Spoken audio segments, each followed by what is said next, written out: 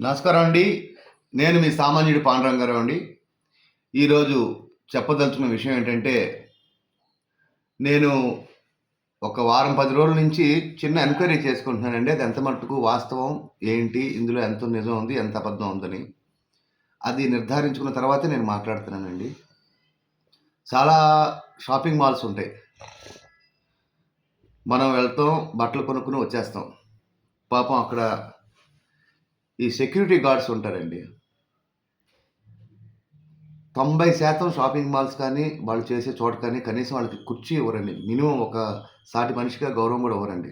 నేను జాలిపడేవాడిని, ఇక్కడ రూల్స్ అలా ఉంటాయేమో, ఇది అదే అని మనసులో ఏదో అనుకునేవాడిని. ఏదో ఉంటుంది, లేకపోతే మనుషులు అంత ఇదిగా ఉండరు కదా అని. సరే వాళ్ళు ఒక దగ్గర దగ్గర 20, 30 మంది నేను సెక్యూరిటీ గార్డ్స్‌ని అడిగాను. మీ జీతాలు ఎంత? ఏంటి? వర్కింగ్ అవర్స్ ఏంటని.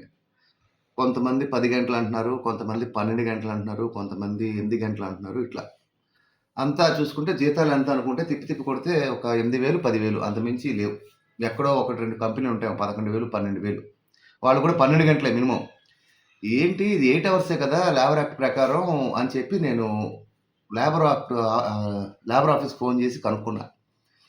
ఏవండీ అసలు ఏంటండి 8 అవర్స్ రూల్ అనేది ఉందా? లేదా? ఇది జస్ట్ ఊరికనే ఏంటండి అన్న వెంటనే పెద్ద కామెడీ ఏంటంటే వాళ్ళకే తెలీదంట.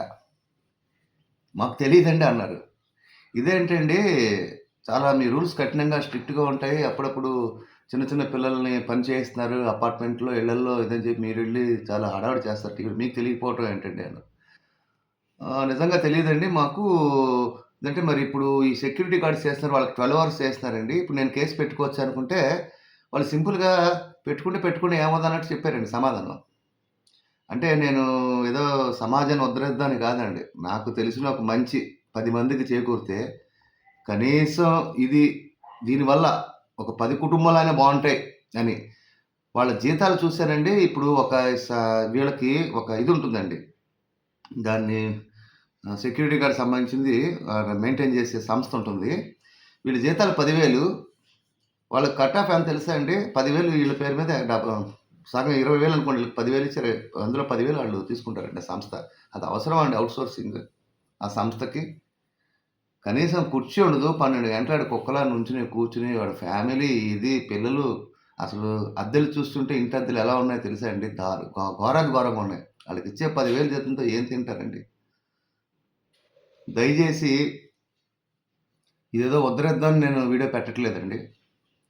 సాటి మనిషిగా నేను చూసి 10 రోజులు దీని మీద నేను నా శక్తి కొలది ఏదో చిన్న ఎంక్వైరీ చేసుకొని నేను మాట్లాడుతున్న వీడియో అండి. జనాలు గొప్పకో, మెప్పుకో మాట్లాడుతున్న వీడియో కాదు. దయచేసి దీన్ని చక్కగా పబ్లిక్‌లోకి తీసుకెళ్ళి మన చేతనైన సహాయం మన జేబులో రూపాయి ఇవ్వక్కర్లా. మన చేతనైన సహాయం 10 మంది కుటుంబాలకు ఉపయోగపడేటట్టు చేస్తారని నేను మనస్ఫూర్తిగా మీ అందరిని కోరుకుంటున్నానండి. ఏమైనా తప్పు మాట్లాడితే క్షమించండి. నమస్కారం అండి. ఇట్లు మీ సామాన్యుడు పాండురంగారావు అండి.